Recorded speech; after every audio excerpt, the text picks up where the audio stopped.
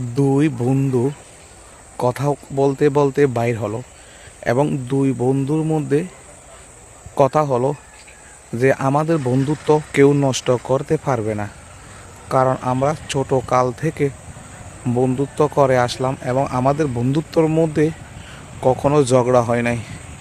এই কথা এক বন্ধুকে এক বন্ধু বলতে লাগলো। তাদের বন্ধুত্ব ছিল খুব খাঁটি। তারা হাঁটতে হাঁটতে যখন একটু সামনে গেল, সুন্দর একটি মেয়ে দেখলো। মেয়েটি তাদেরকে দেখে মুচকি একটি হাসি দিল। হাসি দেওয়ার পর দুই বন্ধুর মধ্যে ঝগড়া লেগে গেল।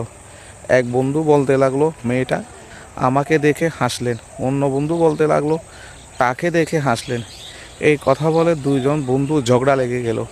এখানে বুঝতে পারলাম মেয়েটির কারণে দুই বন্ধুত্ব নষ্ট হয়ে গেল, কারণ মেয়েটির হাসির কারণে দুইজনের বন্ধুর মধ্যে ভুল বোঝাবুঝি হলো এবং বন্ধুত্ব নষ্ট হয়ে গেল।